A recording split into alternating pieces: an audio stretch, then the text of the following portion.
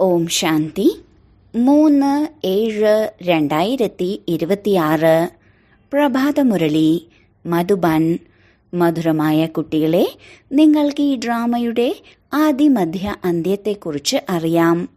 നിങ്ങൾക്ക് ബാബയിലൂടെ 3ാമത്തെ നേത്രം ലഭിച്ചതിനാൽ നിങ്ങൾ ആസ്തികരാണ്. ചോദ്യം: ബാബയുടെ ഏതൊരു ടൈറ്റിൽ ധർമ്മസ്ഥാപകർക്ക് കൊടുക്കാൻ സാധിക്കില്ല? ഉത്തരം: ബാബ സദ്ഗുരുവാണ്. ഒരു ധർമ്മസ്ഥാപകരെയും ഗുരു എന്ന് പറയാൻ സാധിക്കില്ല. കാരണം ദുഃഖത്തിൽ നിന്നും മുക്തമാക്കി സുഖത്തിലേക്ക് കൊണ്ടുപോകുന്നവരാണ് ഗുരു.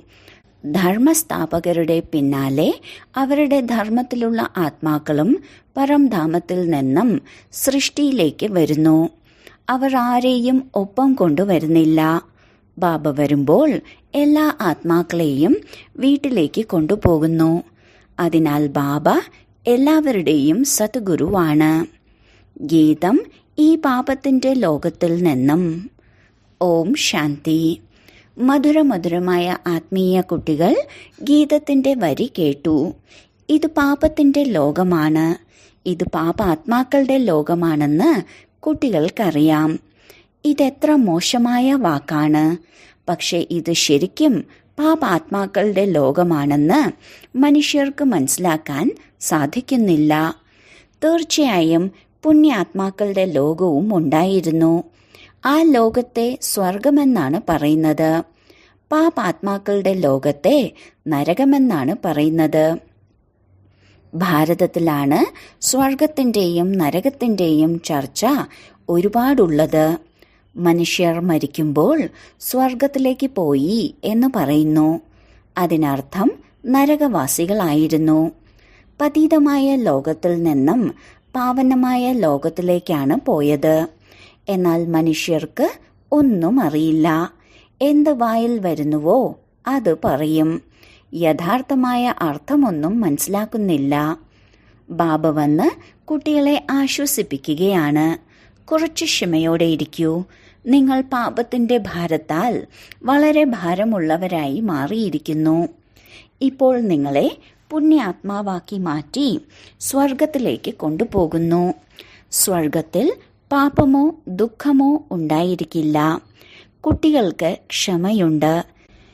ഇന്നിവിടെയാണെങ്കിൽ നാളെ ശാന്തിധാമത്തിലേക്കും സുഖധാമത്തിലേക്കും പോകും.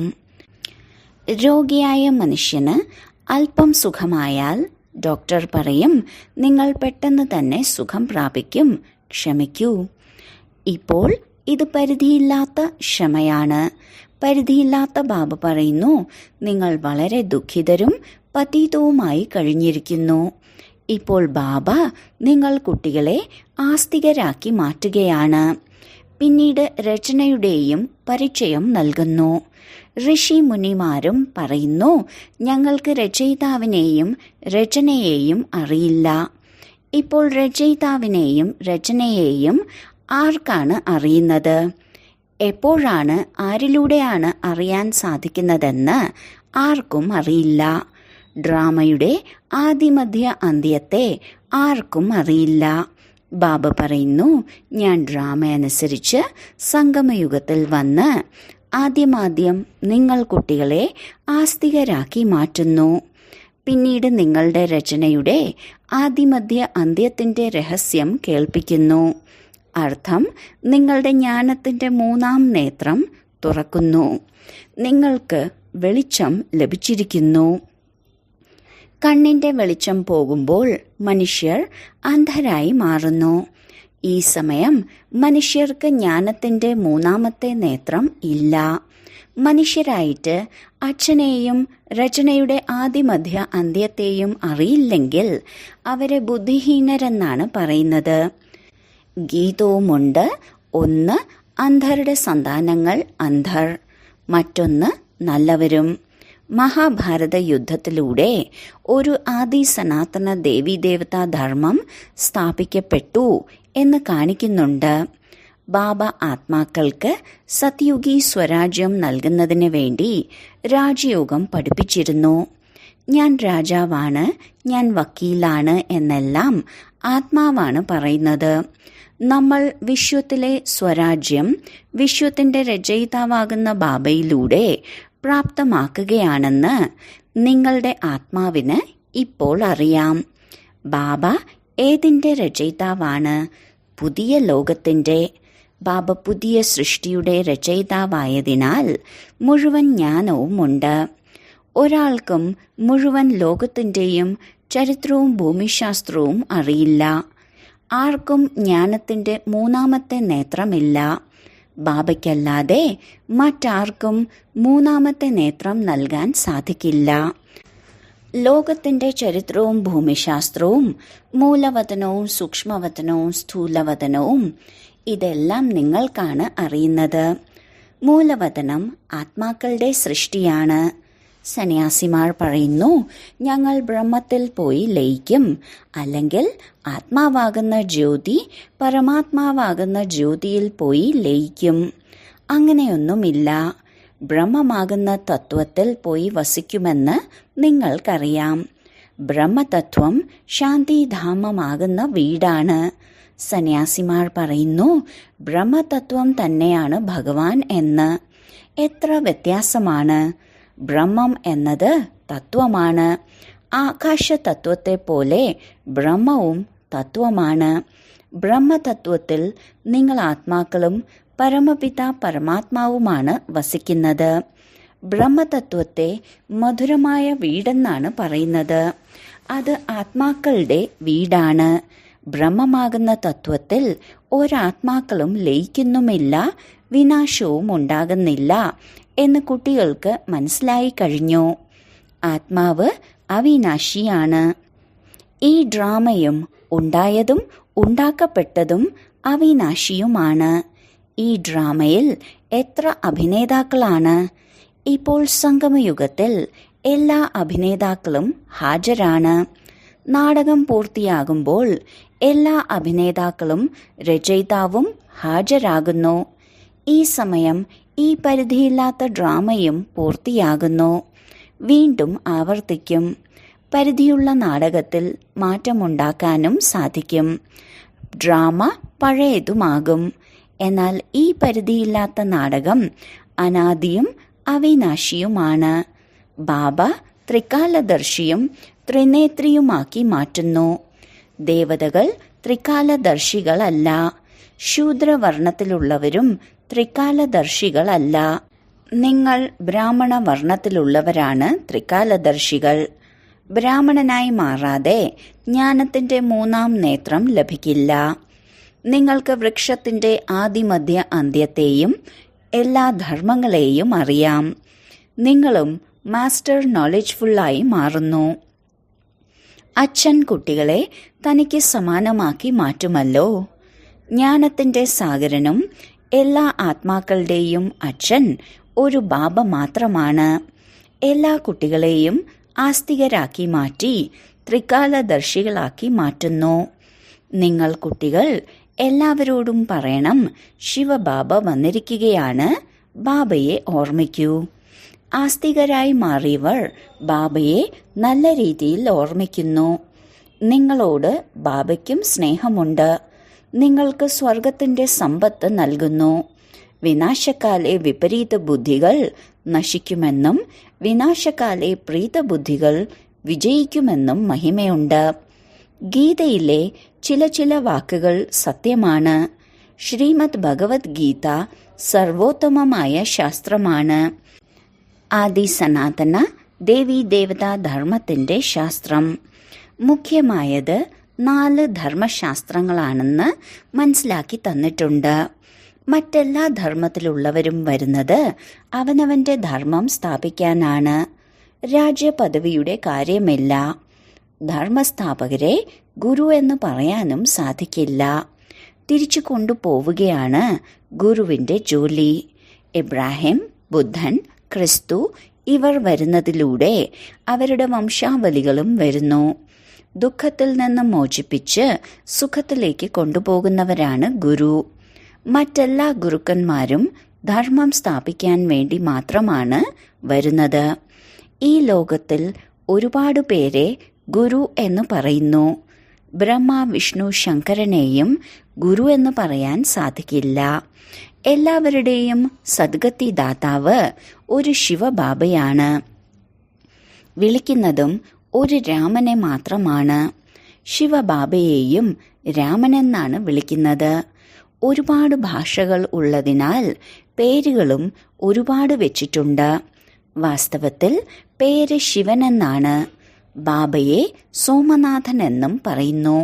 സോമരസം കുടിപ്പിച്ചു, അർത്ഥം ജ്ഞാനധനം നൽകി.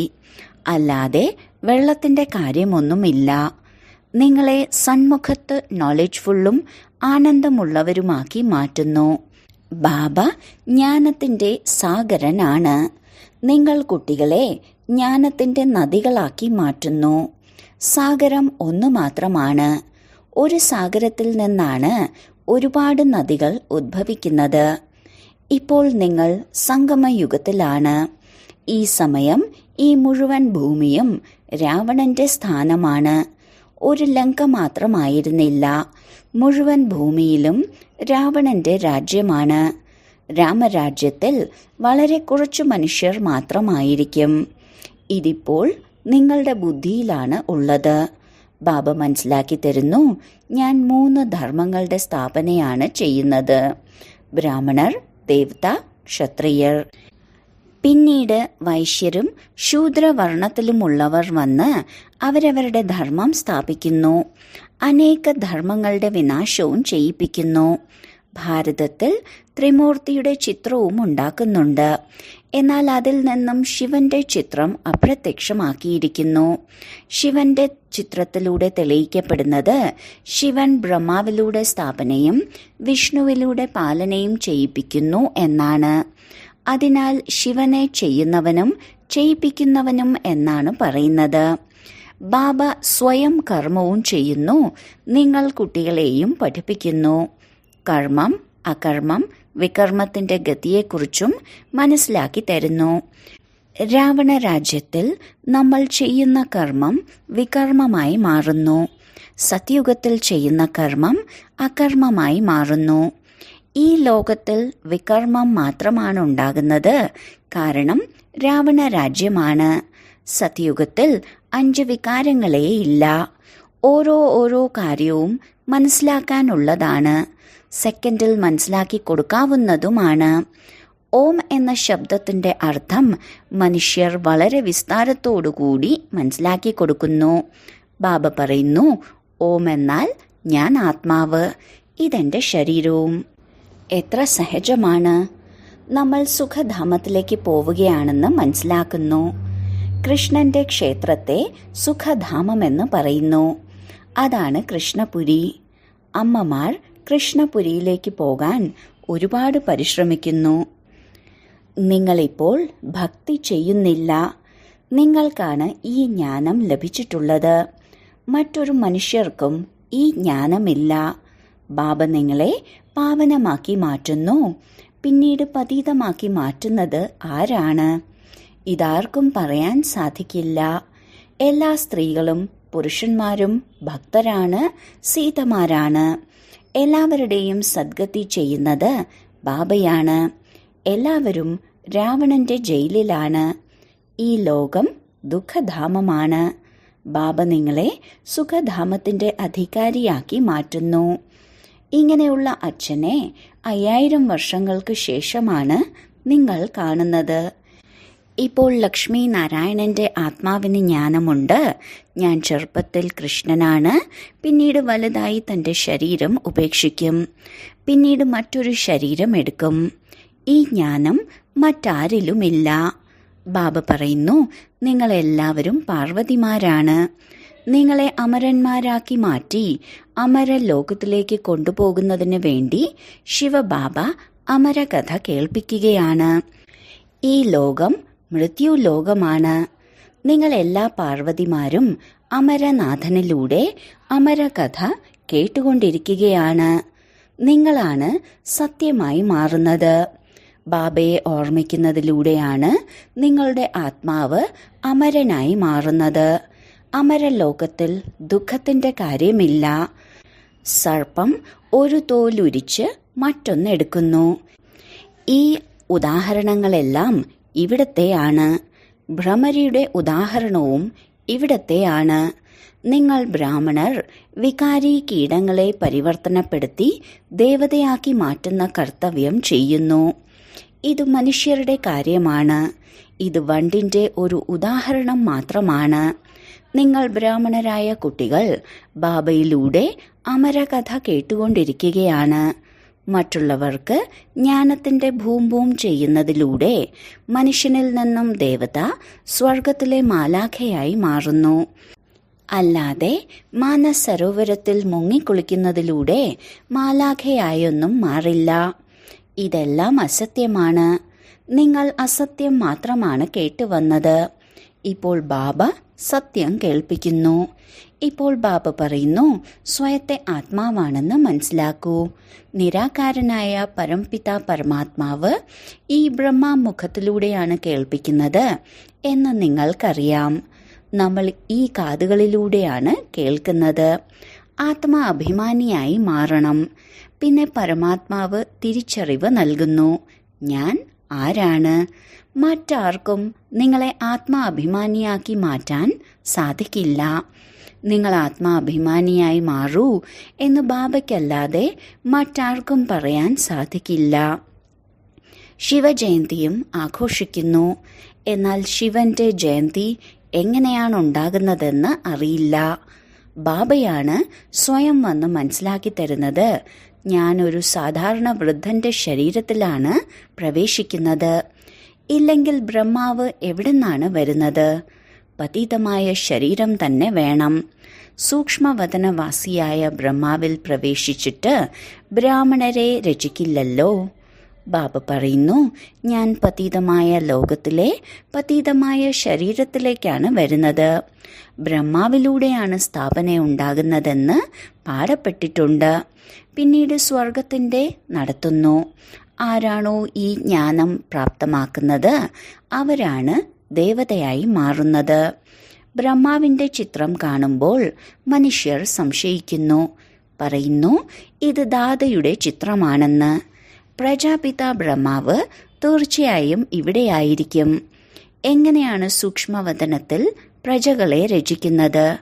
പ്രജാപിത ബ്രഹ്മാവിന്റെ കുട്ടികളായി ആയിരക്കണക്കിന് ബ്രഹ്മകുമാർ കുമാരിമാരുണ്ട്. അല്പം പോലും അസത്യമായിരിക്കില്ലല്ലോ. നമ്മൾ ശിവബാബയിലൂടെ സമ്പത്ത് പ്രാപ്തമാക്കുകയാണ്. സൂക്ഷ്മവതനത്തിലുള്ള ബ്രഹ്മാവ് അവ്യക്ത ബ്രഹ്മാവാണ് എന്ന് നിങ്ങൾ കുട്ടികൾക്ക് മനസ്സിലാക്കി തന്നിട്ടുണ്ട്. പ്രജാപിത ബ്രഹ്മാവ് സാകാരത്തിലും ഉണ്ടായിരിക്കണം.